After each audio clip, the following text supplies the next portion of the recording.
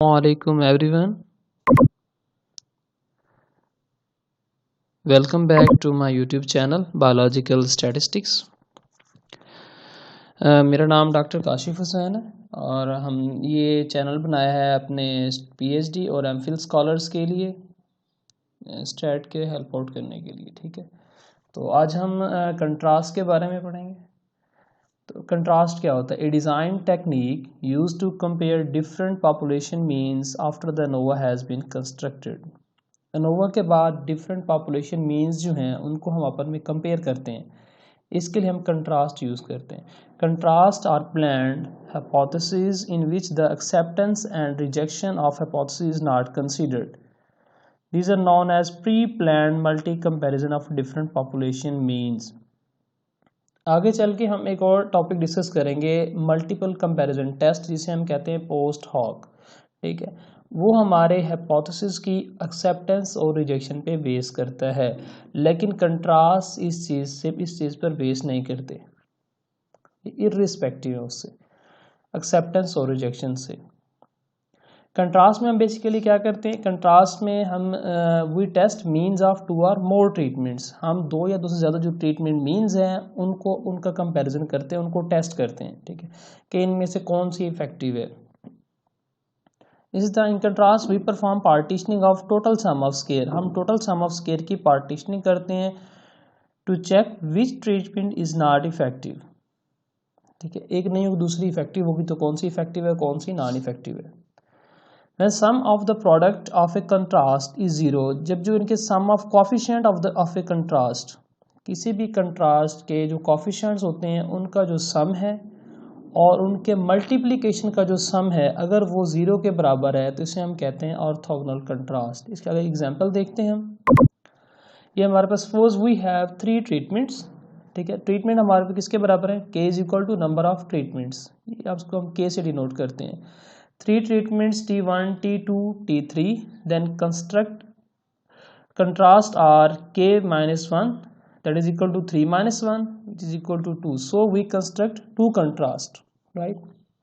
वो किस तरह से बनाएंगे वो मैंने नीचे मेंशन किए हुए। ये हमारे पास 3 ट्रीटमेंट्स हैं T1, T2, T3। ये कंट्रास्ट 1 और कंट्रास्ट 2 है। कंट्रास्ट T1 की वैल्यू हम 2 लेंगे इसके कॉफिशिएंट्स की, T2 का कॉफिशिएंट -1, T3 का कॉफिशिएंट -1 होगा, तो इनका जो सम है वो 0 के बराबर रहेगा। ठीक है, और इनका जो मल्टीप्लिकेशन है वो देखते हैं। C2 में हमने कंट्रास्ट 2 में T2 का कॉफिशिएंट 1 लेंगे और T1 का कॉफिशिएंट 0 होगा, T3 का कॉफिशिएंट -1 है, इनका जो सम है वो 0 के बराबर है। ठीक है, अब इनके मल्टीप्लिकेशन देखते हैं। 2 को 0 से मल्टीप्लाई करेंगे तो 0 आंसर आएगा, -1 को 1 से तो -1, -1 मल्टीप्लाई -1 +1, +1 और -1, इन दोनों को जब हम प्लस करते हैं तो इसका सम वो भी 0 आ रहा है। Sum of contrast is equal to 0 and sum of their multiplications, ये जो आता है sum of their multiplication is also equal to 0। These are orthogonal contrast. आगे हम एक एग्जांपल सॉल्व करेंगे, तो उसमें हमारे पास 4 ट्रीटमेंट्स हैं, इसलिए मैंने यहाँ पर कंट्रास्ट बनाए हैं 4 ट्रीटमेंट्स के। Suppose we have 4 treatments T1, T2, T3 and T4। We construct 3 contrast K-1 का फार्मूला यूज़ करते हुए। ठीक है, हमने 3 कंट्रास्ट बनाने हैं 4 ट्रीटमेंट्स के। कंट्रास्ट 1 में हमने T1 का कॉफिशिएंट 1 लिया है, T2 को -1 और T3 का 0, T4 0। इसी तरह C2 कंट्रास्ट 2 में हमने T2 का कॉफिशिएंट 1, T3 का -1 और बाकी दोनों 0, और T1 का कॉफिशिएंट 1, T4 का -1 और बाकी दोनों 0। जब इनका सम करते हैं तो ये 0 के बराबर आता है। ओके, अब इनकी मल्टीप्लाई करेंगे, 0 से मल्टीप्लाई को 0 हो जाएगा, ये भी 0 से मल्टीप्लाई होकर 0, इसी तरह ये भी 0 से मल्टीप्लाई होकर 0 और ये भी मल्टीप्लाई 0 से होकर 0। तो इनके जो मल्टीप्लिकेशन का सम है वो भी 0 के बराबर आ रहा है। तो हमने ये ऑर्थोगोनल कंट्रास्ट बना लिए हैं। ठीक है, अब हम आते हैं अपने एग्जाम्पल की तरफ। ये हमारे पास एक बुक में एग्जाम्पल दी गई मोंटगोमरी में ही। ठीक है, और ये चैप्टर नंबर 3.3 की एग्जांपल है। CRD डिज़ाइन से हमने लिए, कम्प्लीटली रैंडमाइज्ड डिज़ाइन। उसके एग्जांपल है, आज हम CRD की रिवीजन भी हो जाएगी साथ में और थोड़ा ऑर्थोगोनल कंट्रास्ट को भी देख लेंगे। SPSS में हम इसको परफॉर्म करने जा रहे हैं, ठीक है। अच्छा, मैंने इसमें थोड़ी सी चेंजेस की हैं क्योंकि हम बायोलॉजी के स्टूडेंट हैं, हमें हमारे लिए एग्जाम्पल को अंडरस्टैंड करना काफ़ी डिफ़िकल्ट होता है। तो हमने ये जो पावर है, पावर को मैंने कही हमारी फीड्स हैं, फीड 1, फीड 2, फीड 3, फीड 4, इसको मैंने कंसिडर की हमारी फीड्स हैं। और इसका जो आउटपुट हमें रिस्पांस मिल रहा है वो मिल्क प्रोडक्शन ऑफ एनिमल है कि हमारी 4 डिफरेंट फीड्स का मिल्क प्रोडक्शन पे क्या इफेक्ट आ रहा है, ठीक है। अच्छा, एक और चीज़ है, हम नॉर्मली बुक्स में क्या देखते हैं, हमारा डाटा जो है वो कॉलम वाइज अरेंज होता है, इसमें डाटा रो वाइज अरेंज है, ठीक है। तो इस चीज़ को थोड़ा सा केयरफुली देख लें, इसमें अंडरस्टैंडिंग में डिफ़िकल्टीज होती हैं। हम इसको कॉलम वाइज ही अरेंज करेंगे क्योंकि हमने वैसे नॉर्मली कॉलम वाइज ही देखते हैं, अपने डाटा को अरेंज करते हैं, इसलिए हमारे लिए वही हेल्पफुल होता है, ठीक है। अब हम जाते हैं SPSS पे, इधर आ गए और यहाँ पे हमारे पास है वेरिएबल व्यू, हमने यहाँ पर डाटा फीड किया हुआ है। रिस्पांस जो हमारा मिल्क प्रोडक्शन है, ठीक है। ट्रीटमेंट जो हमारी यहाँ पे फीड्स हैं,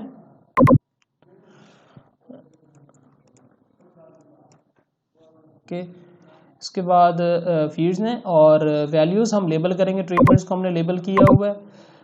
वैल्यू 1 हमने दी है फीड 160 को, देखिए एग्जांपल के हिसाब से ही, ठीक है। 160 ये हमारी फीड 1 है, इस तरह 180, 200 और 220 ताकि आपको अंडरस्टैंड हो जाए इसके साथ ही। फीड 1 160, फीड 2 180, फीड 200, इसको 3 से इस तरह लेबल किया हुआ, इनको उसको 4 से लेबल किया, फीड 220 को, ओके। लेबल किया, फिर हमने ये स्केल मेजर कर ली हैं। डाटा एंट्री और लेबलिंग के बारे में अगर आपको कोई डिफ़िकल्टीज हो तो मेरी पहली वीडियो देखें जिसके अंदर मैंने SPSS के अंदर डाटा फीडिंग के बारे में बताया हुआ है।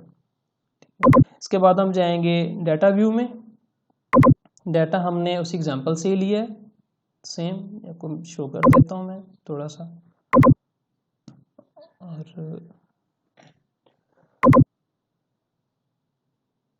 ये देखें, ठीक है। 575, 565, 600 इस तरह से मैंने ये डाटा फीड किया है और डाटा हर फीड के सामने उसका डाटा आ रहा है, ये फीड 160, 180, 200, 220, इस तरह से मैंने डाटा को अरेंज कर लिया। SPSS में सबसे इंपॉर्टेंट चीज़ डाटा की अरेंजमेंट होती है, यहाँ से ही हमारे से मिस्टेक होती है, इसको केयरफुली इंटर करना है और इसको अंडरस्टैंड करने के लिए मेरी फर्स्ट वीडियो देखें SPSS के बारे में।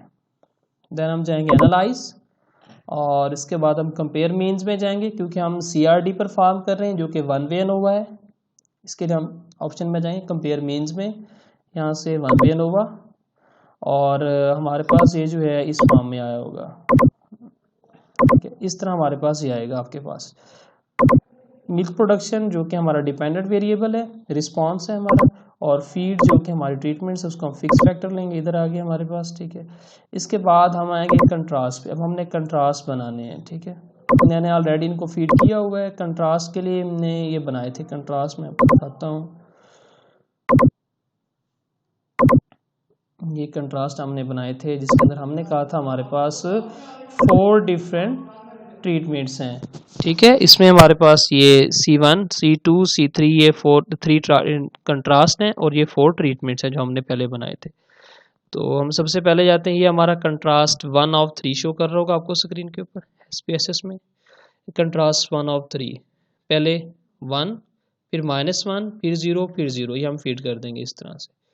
नेक्स्ट हमारे पास कंट्रास्ट 2 है, इसके अंदर 0, 1, -1 और 0, ठीक है। फिर कंट्रास्ट 3 आएगा हमारे पास इस तरह से 1, 0, 0 फिर -1। अच्छा, फीडिंग किस तरह करते हैं मैं आपको दिखा देता हूँ, यहाँ पे इसको रिमूव करके ना दोबारा से बना लेते हैं एक कंट्रास्ट, ठीक है। ये कंट्रास्ट 3rd है हमारा, इसको हमने फीड करना है। सबसे पहले हमारे पास है 1 ऐड, फिर हमारे पास 0, इसको ऐड कर देंगे, फिर 0, इसको ऐड कर देंगे, फिर -1 है, -1, इसको ऐड कर देंगे, ठीक है। कंट्रास्ट के लिए हम ऑप्शन सेलेक्ट करते हैं पॉलिनोमियल, ठीक है, यहाँ पर, और इसको कंटिन्यू कर देंगे। ये हमारे 3 कंट्रास्ट सेलेक्ट हो गए हैं। फिर हम जाएंगे ऑप्शंस पे, यहाँ से हम लेते हैं descriptive statistics, that's enough contrast के लिए और एनोवा के लिए, कंटिन्यू करेंगे और ओके करते हैं, तो हमारे ये रिजल्ट्स शो होते हैं, ठीक है। ये डिस्क्रिप्टिव स्टैटिस्टिक्स है जिसके अंदर mean, standard deviation, standard error जी मैंने पहले भी एक्सप्लेन किया हुआ है, उसका कॉन्फिडेंस इंटरवल वगैरह, मिनिमम और मैक्सिमम वैल्यूज़। ठीक है, इसके बाद हम एनोवा टेबल पे आते हैं। ये CRD के लिए हमारा एनोवा है, जिसके अंदर हमने ये देखा है कि हमारा जो ट्रीटमेंट सम ऑफ स्क्वायर है वो ये वाला फर्स्ट वैल्यू 66870। ठीक है, डिग्री ऑफ फ्रीडम 3 है, मीन स्क्वायर है, और ये उसकी एफ वैल्यूज को हम कंपेयर कर लेते हैं हमारे रिजल्ट्स को बुक एग्जांपल के साथ।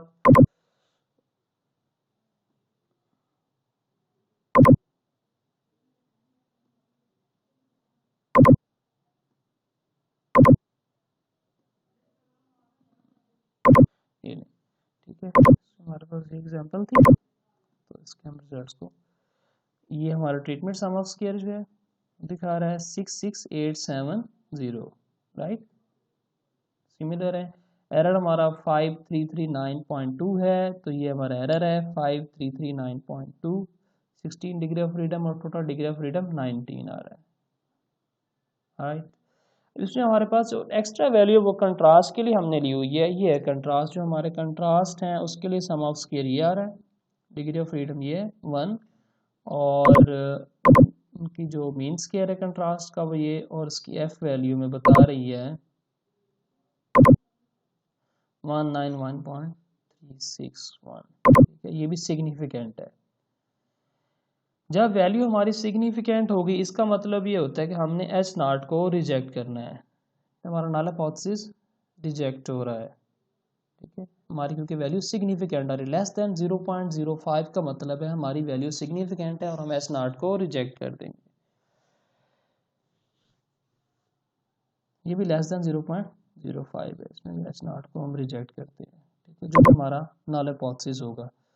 सपोज हमारा नल हाइपोथेसिस ये था कि हमारी जो सारी फीडिंग है, जो 4 डिफरेंट ट्रीटमेंट्स हैं, चारों फीड्स हैं, इनका इक्वल इफेक्ट है इसके ऊपर मिल्क प्रोडक्शन पे, ये हमारा नल हाइपोथेसिस था। तो हम यहाँ पर इस हमारे एनालिसिस के बाद हम ये डिसीजन लेंगे कि हमारा जो नल हाइपोथेसिस हम रिजेक्ट करेंगे, मतलब चारों जो फीडिंग है उनका मिल्क प्रोडक्शन पे इफेक्ट बराबर नहीं है, इक्वल नहीं है। ठीक है, किसी एक का उसमें से सिग्निफिकेंट इफेक्ट है।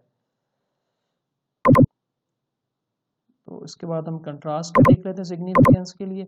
अगर हम कहते हैं कि हमारा कंट्रास्ट 1, कंट्रास्ट 2 और कंट्रास्ट 3 तीनों बड़ा इक्वल हैं, ये हमारा मीन है, तो हमारे इस हिसाब से जो अगर वो इक्वल है C1 is equal to C2 contrast 1 की स्टेटमेंट में, तो फिर ये कहते हैं इसका इफेक्ट सिग्निफिकेंट आ रहा है। और कंट्रास्ट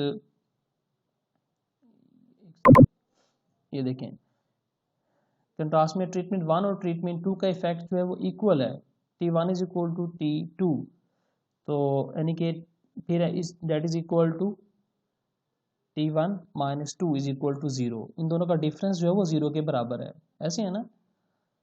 अगर T1 T2 के बराबर है तो इनका डिफरेंस जो है वो 0 के बराबर होना चाहिए।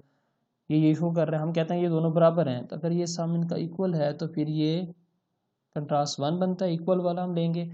और इसमें ये बता रहा है कि हमारी जो वैल्यू है सिग्निफिकेंट है। ठीक है, मतलब ट्रीटमेंट 1 और ट्रीटमेंट 2 का इफेक्ट इक्वल नहीं है। ओके, क्योंकि ये लेस देन 0.05 है। इसको मैं रिपीट करता हूँ, इसमें थोड़ी कन्फ्यूजन होगी। T1 और T2 का हम कहते हैं हमारा नल हाइपोथेसिस ये है, कंट्रास्ट 1 के लिए हमारा नल हाइपोथेसिस ये है कि ट्रीटमेंट 1 और ट्रीटमेंट 2 जो है इन दोनों के मीन वैल्यू इक्वल है, right. T1 is equal to T2 contrast 1 के लिए, यानी कि जब इक्वल होंगे तो इनका डिफरेंस 0 के बराबर होगा, जो हमारा कंट्रास्ट शो कर रहा है। तो हमारा जो नल हाइपोथेसिस है वो रिजेक्ट होता है हमारे आंसर की बेस पे। वो ये कि हमारा आंसर ये शो कर रहा है कि जो T1 और T2 है ये दोनों इनका मेन इफेक्ट्स इक्वल नहीं है। ठीक है, any one of these is significant, more significant, इन दोनों में से कोई एक ज़्यादा सिग्निफिकेंट है। ठीक है, और इसी तरह से उसका इफेक्ट ज़्यादा है इन दोनों में से किसी एक। अगर हम कंट्रास्ट 3 को देखते हैं तो इसको देखते हुए हमारे पास कंट्रास्ट 3 है, जिसमें हम कहते हैं कि T1 का जो इफेक्ट है वो T4 के जो इफेक्ट है वो दोनों इक्वल है। ठीक है, मतलब इनका डिफरेंस जो है वो 0 के बराबर है। इसका मतलब क्या है कि हमने जब इसको चेक किया है रिजल्ट में C3 को जाके, तो ये बता रहा है ये हाईली सिग्निफिकेंट है, मतलब ये S0 हमारा यहाँ भी रिजेक्ट होगा। इसको रिपीट करता हूँ, C3 के लिए, कंट्रास्ट 3 के लिए जो हमारा नल हाइपोथेसिस है वो ये है कि ट्रीटमेंट 1 और ट्रीटमेंट 4 का इफेक्ट जो है वो इक्वल है। Null hypothesis for contrast 3, treatment 1 का इफेक्ट जो है ट्रीटमेंट 4 के बराबर है। लेकिन हमारे जो रिजल्ट शो कर रहे हैं वो ये कहते हैं कि ये सिग्निफिकेंट है, मतलब S0 यहाँ पे रिजेक्ट होगा। इन दोनों का इफेक्ट T1 का और T4 का इफेक्ट इक्वल नहीं है, इनका जो डिफरेंस है वो ज़ीरो के बराबर नहीं हो सकता। इट मीन्स कि इसमें any one of these is more effective. और हमारे एग्जांपल के हिसाब से अगर इसकी इंटरप्रिटेशन बताएं तो ये बनती है फाइनल कंक्लूडिंग में तौर पे कि जो ट्रीटमेंट 1 और ट्रीटमेंट 2, इन दोनों का जो दो फीडिंग्स हैं, फीड 1 और फीड 2 का जो इफेक्ट है, इनमें से कोई एक जो है वो ज़्यादा इफेक्टिव है देन अदर। इन दोनों का इफेक्ट इक्वल नहीं है।